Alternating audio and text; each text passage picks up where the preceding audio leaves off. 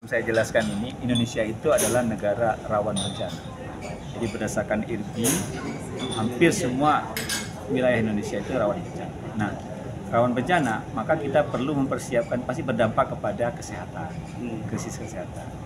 Sehingga kita perlu menyiapkan diri ya dalam rangka pada saat terjadi krisis kesehatan bencana, kita punya tenaga terlatih. Melalui apa? Program tenaga cadangan kesehatan berbasis IMT. IMT itu adalah Emergency Medical Team.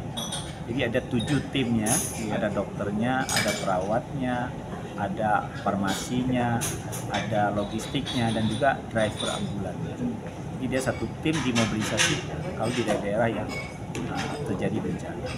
Dan mereka dilatih bagaimana manajemen, bagaimana basic life support, bantuan hidup dasar, diberikan latihan sehingga mereka benar-benar tenaga terlatih di dalam menghadapi kalau terjadi krisis kesehatan. Ya, tadi sempat disinggung negara ini kan memang bukan negara pulau, tapi kepulauan. Ya. Karena kan beribu-ribu pulau. Ya. Kemudian kalau dari tenaga yang tergabung itu selain dari ASN, itu dari pihak luar apa saja, Pak? Jadi kita belajar dari COVID-19, sehingga Kementerian Kesehatan itu melakukan transformasi kesehatan. Ada 6 pilar, salah satunya adalah pilarnya bagaimana sistem ketahanan kesehatan. Nah, poinnya ada 3 komponen terkait bagaimana kita kesiapan penguatan untuk alat dan juga obat, kemudian surveillance. Nah, terakhir ada emergency response. Nah, bagaimana kita merespon krisis kesehatan terjadi, baik itu karena faktor alam, non alam maupun konflik sosial seperti itu. Jadi perbedaan dengan BPBD dengan yang ada di daerah, kemudian dengan tenaga yang disiapkan ini, gimana maksudnya? Perbedaan nasional ya. Nah, di bawahnya dia bertanggung jawab urusan bencana. Nah, berdasarkan keputusan Kepala Badan BNPB itu ada 8 klaster, dibagi dari 8 klaster. Salah satunya adalah klaster kesehatan. Nah, penanggung jawabnya tentu kalau nasional Kementerian Kesehatan, kalau ke provinsi adalah Nah, klaster kesehatan ini ada sub-sub klasternya di bawahnya. Bagaimana subklaster pelayanan kesehatan, bagaimana subklaster untuk logistik kesehatan, tentang surveillance-nya, tentang promosi kesehatannya, tentang kesehatan lingkungannya dan lainnya. Jadi dia menjadi satu yang di-manage, satu komando melalui koordinator klaster kesehatan.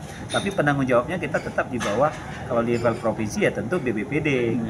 Ya, kalau kabupaten juga demikian, tapi kalau nasional tentu BNPB.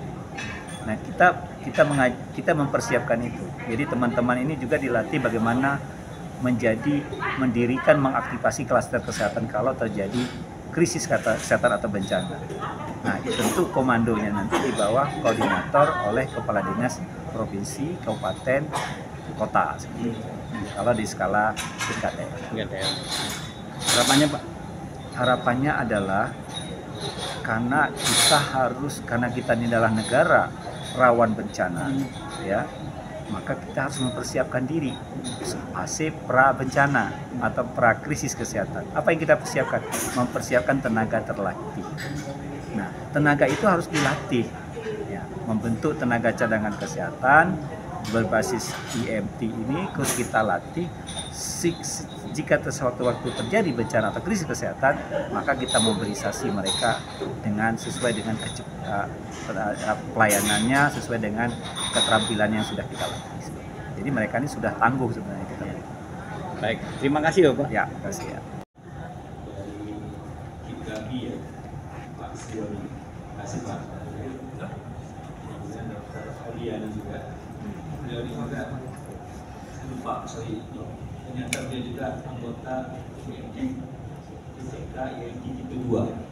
Kita lagi registrasi di WHO, ya. Ini nanti mendapat Global Certified from WHO. Ya. Harapan kita begitu, jadi 10 negara yang sudah, kemudian Indonesia negara ke-11. Kemudian yang saya hormati juga Pak Suprapto, ya, kemudian dari BPBD, Dr. Corona dari MDMC sebelumnya. Kemudian temuan peningkatan kapasitas. Indonesia itu negara kepulauan. bukan negara pulang. Berdasarkan indeks risiko bencana yang dikeluarkan oleh BNPB ya, Mas saya, itu semua ya wilayah Indonesia itu hampir semuanya 100% rawan bencana.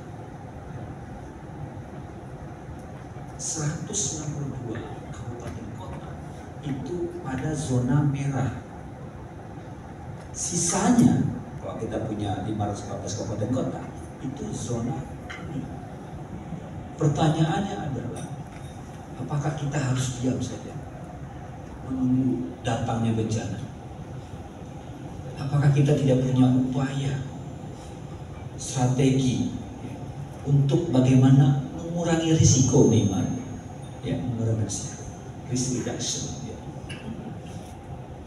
Maka dari itu, mungkin Bapak Ibu semua sudah tahu, melalui kita belajar lesson learn dari COVID, penanganan COVID-19, pentahelik, bukan pentahelik, multi pentahelik, nah, itu bahasanya gitu ya. Kemudian kita mencoba belajar dari COVID, kemudian kita belajar dari bagaimana melakukan perubahan kebijakan. Nah, melalui Bapak Menkes, Pak Budi melakukan 6 pilar, dan mungkin Bapak Ibu sudah mendengar 6 pilar transformasi kesehatan. Nah, kita ngambil pilar ketiga ya, yaitu sistem ketahanan kesehatan. Ada 3 di dalamnya itu. Satu, bagaimana peningkatan, strengthening untuk medicine, ya, obat dan equipment. Yang kedua, untuk kekarantinaan, surveillance. Nah, yang ketiga, emergency response. Nah, apa bentuknya? Adalah melalui program tenaga cadangan kesehatan. Apa itu tenaga cadangan kesehatan? Adalah suatu rangkaian atau kumpulan dari orang-orang, baik itu kesehatan, ya, dipersiapkan pada saat pra bencana, pra krisis, dan dimobilisasi sewaktu-waktu. Ini tenaga sukarela. Dalam rangka apa? Dalam rangka respon cepat, di mana kapasitas tempat tidak memadai, butuh respon cepat, mengurangi angka kematian, angka kesakitan, tetap memberikan pelayanan yang esensial, yang optimal. Pertanyaan di Palu, saya ketemu di Palu sama Prof. Siapa ya?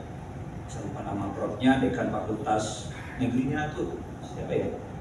Di Palu apa namanya? Negeri. Itu banyak terjadi infeksi masuk. Karena semua orang datang, tapi dia nggak punya skill dan tidak dikoordinasi melalui klaster kesehatan atau disebut dengan AEOC, Health Emergency Operational Center.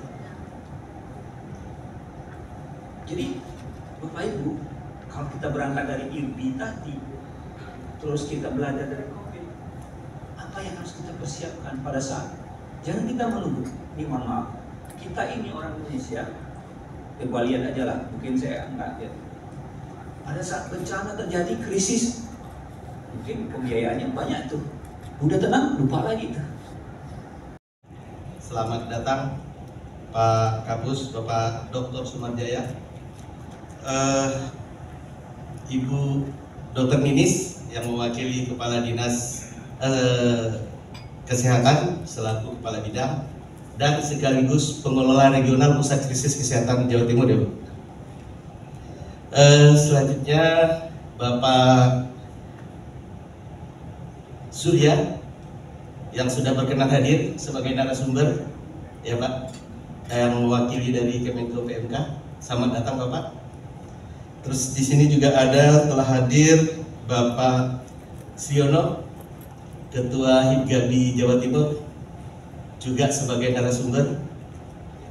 Juga hadir Ibu Dr. Aulia sebagai narasumber juga dari Bidokes Jawa Timur. Ya. Terima kasih Bapak Ibu yang sudah hadir. Assalamualaikum warahmatullahi wabarakatuh. Salam sejahtera buat kita semua, Om Swastiastu. Pertama-tama marilah kita panjatkan puji syukur atas kehadiran Allah Subhanahu wa taala, Tuhan yang Maha Esa, karena berkat dan rahmat hidayahnya saat ini kita sudah diberikan kekuatan dan kesehatan dan hadir bersama pada acara peningkatan pemberdayaan dan peningkatan kapasitas penanggulangan krisis kesehatan emergency tenaga cadangan kesehatan emergency medical team. Terima kasih Bapak Ibu peserta sudah hadir memenuhi undangan kami dan kita bisa berdiskusi nanti pada acara pada pembawa acara nanti Ibu Aulia nanti nanti akan berdiskusi terkait dengan penanganan disaster ya Bu ya. Nanti para pembicara selanjutnya.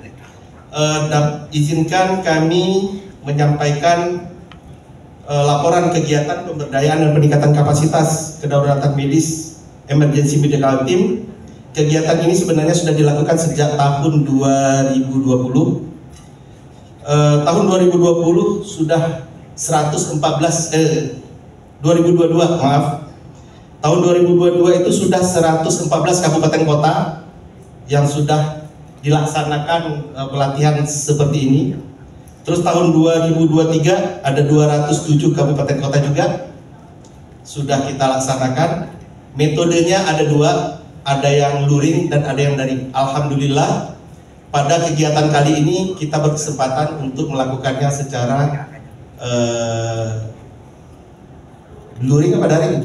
Luring. Kota Ponorogo, ada Kabupaten Probolinggo, ada Kabupaten Sampang, ada Sidoarjo, Kabupaten Situbondo, Kabupaten Sumeneb, Kabupaten Trenggalek, Kabupaten Tuban, Kabupaten Tulungagung, Kota Mojokerto dan Kota Pasuruan. Alhamdulillah masing-masing kabupaten kota itu kita undang 6 orang dan semuanya sudah hadir full tim. Tepuk tangan.